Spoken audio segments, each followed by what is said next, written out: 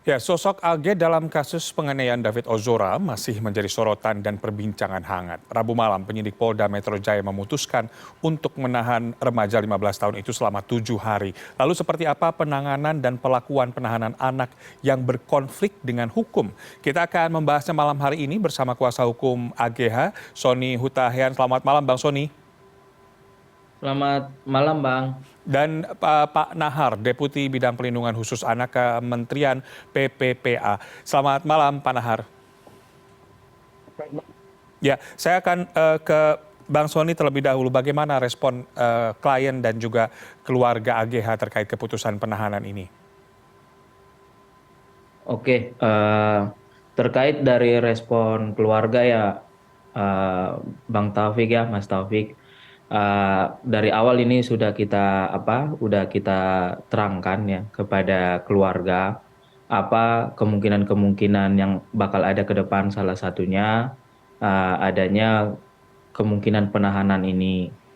Nah, dari keluarga, karena dari awal juga semangatnya adalah keadilan bagi adik saya David. Jadi, apapun keputusan dari kepolisian, baik dari kemarin dari jajaran Kapolres Jakarta Selatan sampai sekarang di Polda, kita sangat terbuka dan juga kita melihat semua tim di sini menggunakan hati nurani. Apapun yang kemarin diputuskan oleh institusi Polri, kita sangat menghargainya dan keluarga juga menghargai hal tersebut Hmm, terkait dan kita juga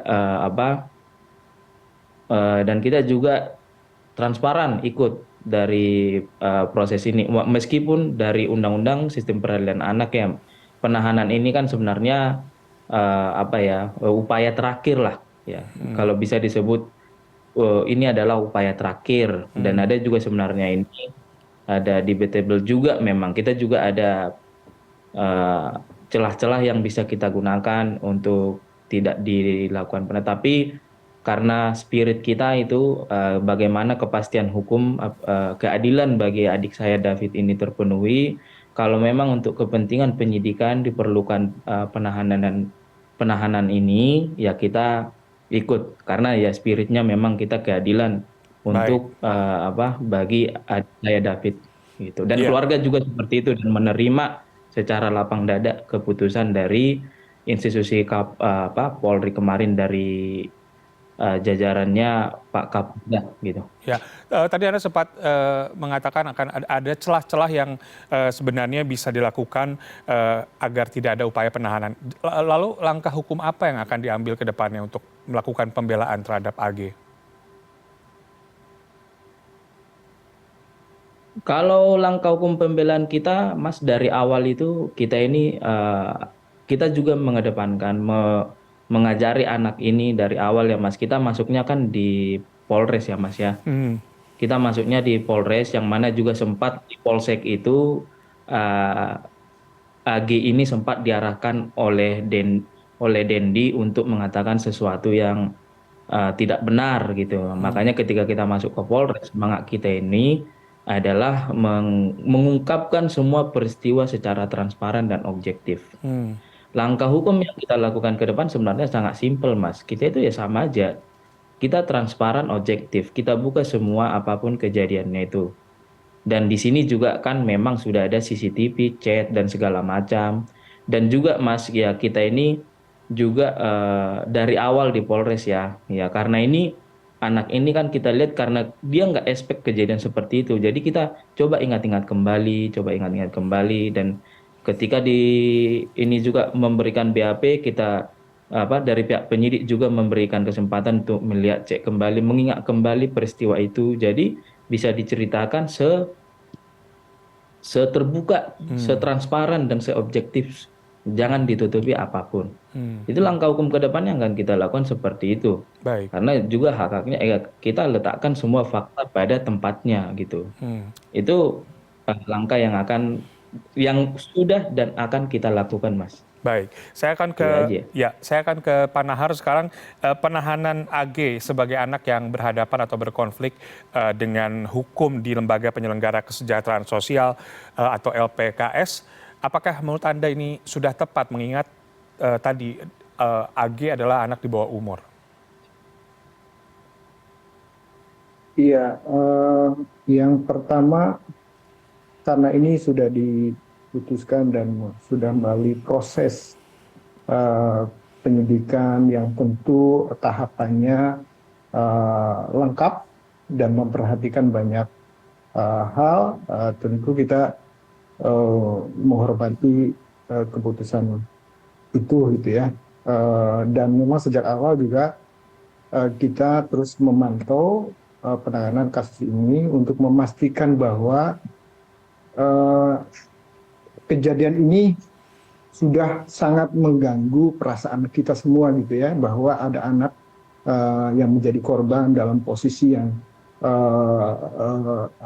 dampaknya luar biasa, dan kita berharap segera Mas yang korban segera dipulihkan kembali.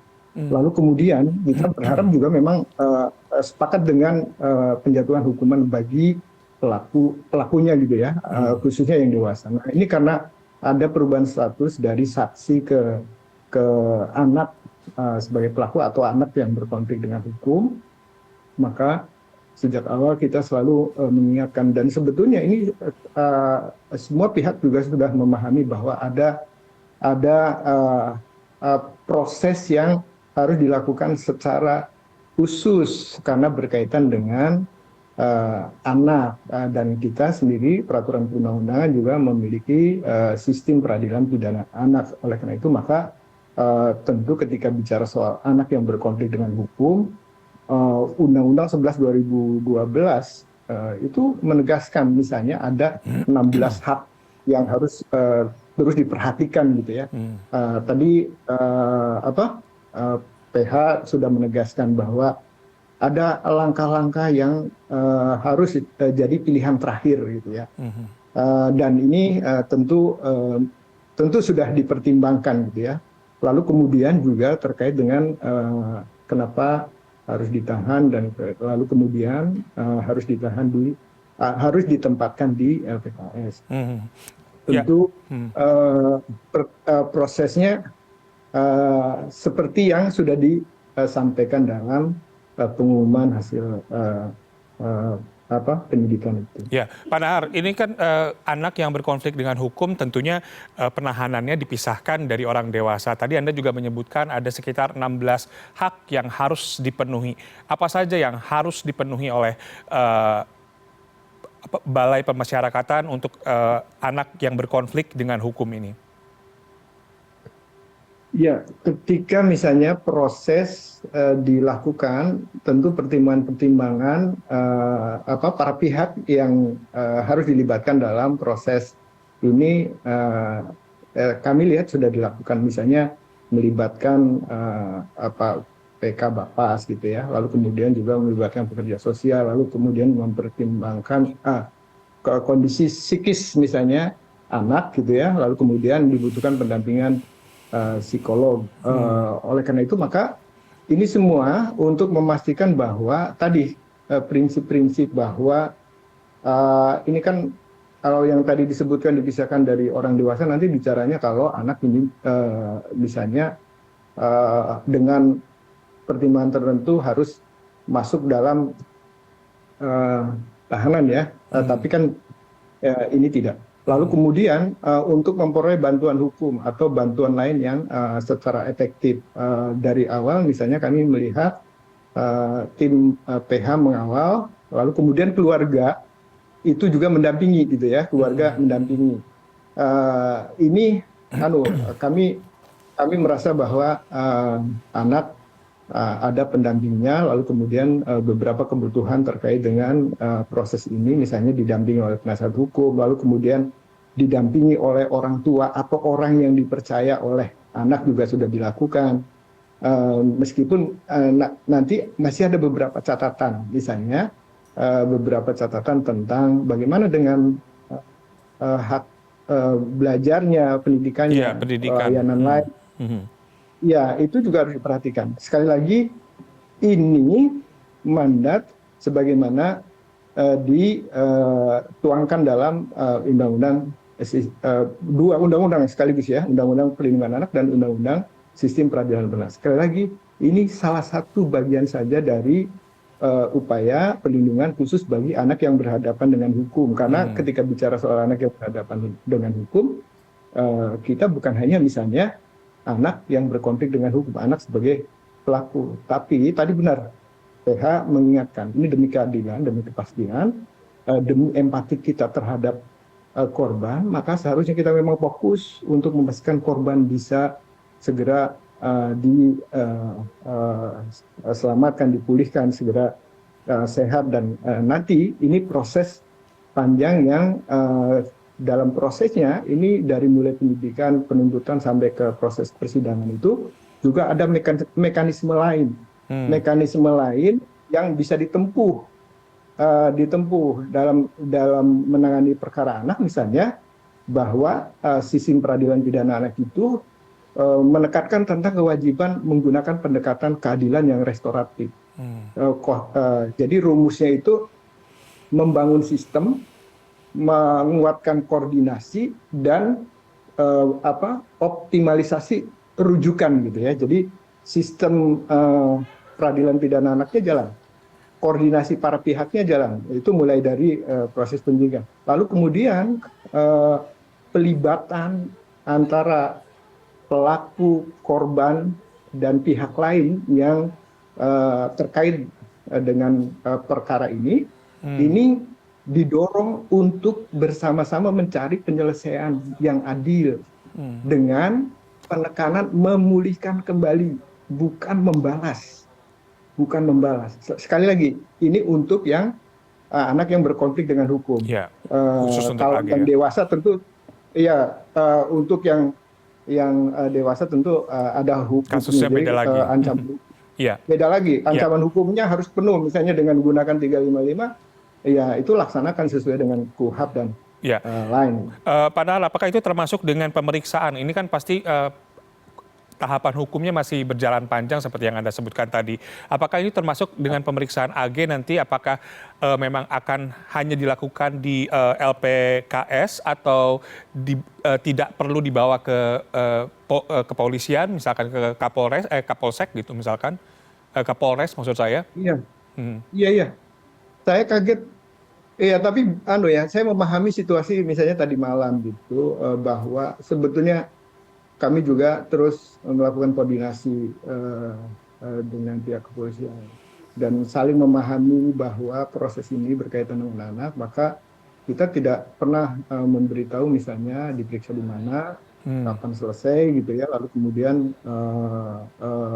akan seperti apa gitu. Nah, ini yang kemudian ternyata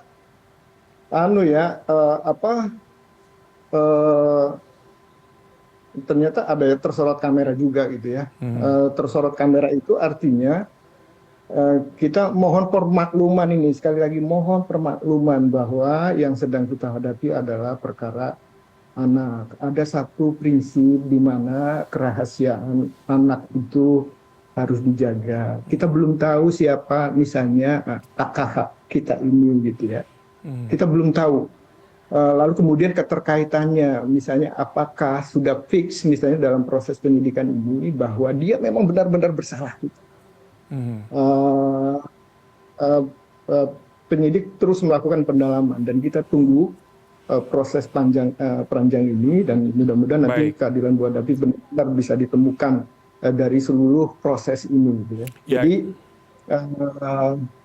soal ini ditempatkan di satu tempat, tentu dengan pertimbangan bahwa ini anak gitu ya, maka kita berharap sih kami akan terus koordinasi untuk memastikan bahwa hak-hak sebagai anak ini akan bisa dipenuhi. Itu artinya prinsip kehati-hatian dan perlindungan terhadap anak ini harus dikedepankan. Saya akan ke Bang Sony lagi.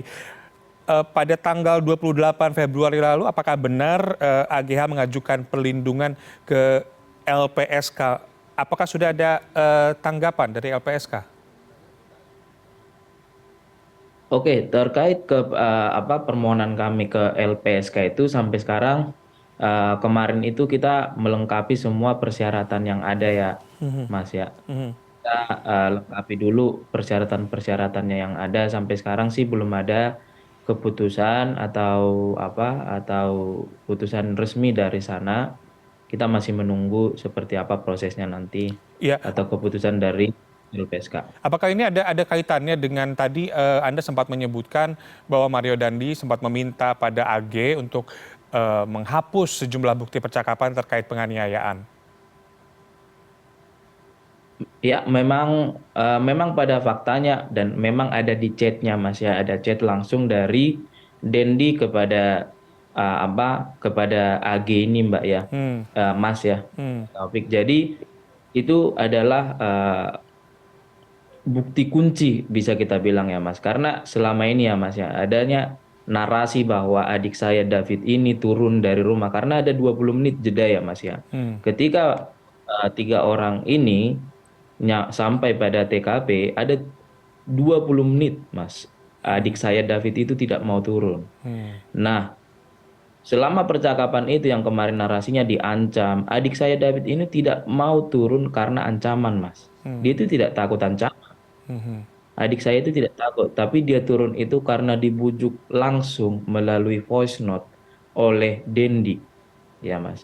Nah inilah jahatnya Dendi ini juga Mas. Selain dia jahat, dia manipulatif. Karena apa? Ketika kejadian di Polsek, pas kami belum masuk, apa yang dia ucapkan melalui WA adalah tolong hapus VN tadi.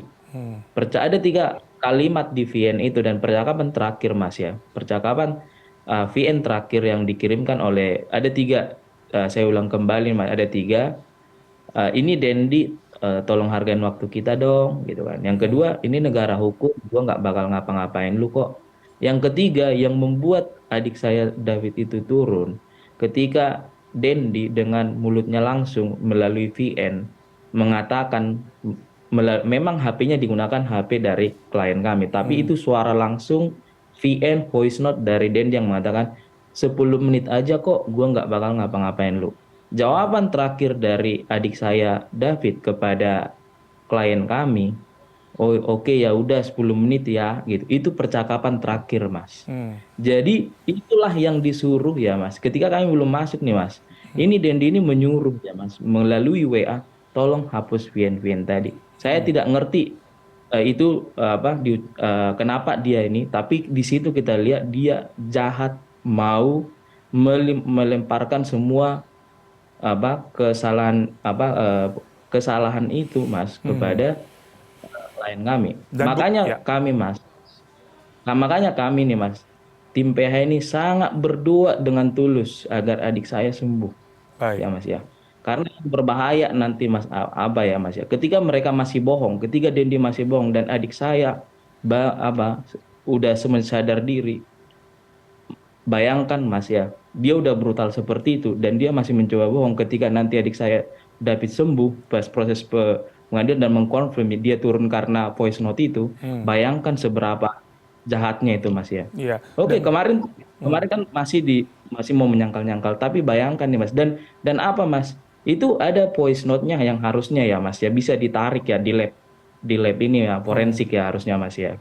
Itu ada. Kita nggak ngomong hanya berdasarkan baik. narasi atau karangan gitu Mas. Dan ini Bayangkan bukti-bukti Mas, ini kalau akan disampaikan nanti ya? Bukti-bukti ini akan sudah disampaikan. Sudah disampaikan, Mas. disampaikan. Baik, Sudah disampaikan. baik, baik. Handphone itu sudah disampaikan dari awal, Mas. Iya, Eh, eh, Bang Sony, ini kan besok rencananya tadinya akan dilakukan hari ini untuk proses rekonstruksi. Nah, rencananya akan dilakukan besok. Apakah AG akan ikut dihadirkan atau bagaimana?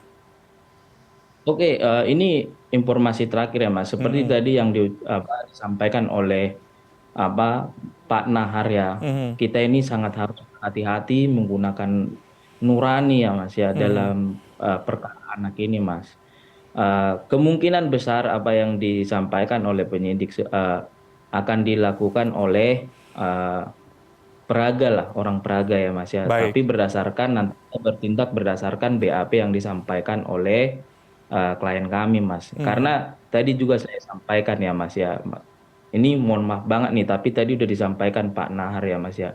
Kejadian kemarin itu Mas, saya tidak tahu ya Mas, apakah itu normal buat kita ya Mas ya. Apakah kita harus mengerumuni, menutup jalan, memfoto langsung seperti itu? Apakah itu SOP media, Mas? Gitu ya. Hmm. Saya juga agak bingung ya, Mas. Saya tidak mau menyalahkan atau seperti, tapi coba kita tanyakan masing-masing ya, Mas ya. Mhm. Baik, Perkara seperti 15 tahun ini, apakah harus kita foto semua, kita tutup jalannya ke mobil, ya, baik. kita foto sedemikian rupa? Apakah ini apa etika kita di media apa seperti apa? Saya juga Hmm. agak bingung ya, Mas ya. Ini apakah kita mentolerir hal-hal seperti ini? Apakah ini budaya bangsa kita? Hmm. Itu Mas. Saya Ya, sih saya nggak bilang itu apa, tapi coba kita tanyakan kembali lagi gitu ya. baik, Apakah ini yang baik. mau kita ajarkan untuk bernegara ya? Iya, baik, Bang. Nah, tentunya kita tetap harus mengawal kasus ini sampai tuntas hingga keadilan bisa terungkap dengan seadil-adilnya, tetap dengan memperhatikan dan mengedepankan prinsip kehati-hatian dan juga perlindungan bagi anak yang berkonflik dengan hukum. Terima kasih atas waktunya Bang Sony Hutahean dan juga Pak Nahar, Deputi Bidang Perlindungan Khusus Anak Kementerian PPPA, telah berdialog dengan kami di Prime News malam hari ini. Selamat malam dan salam sehat selalu. Terima kasih Mas. Terima kasih Pak.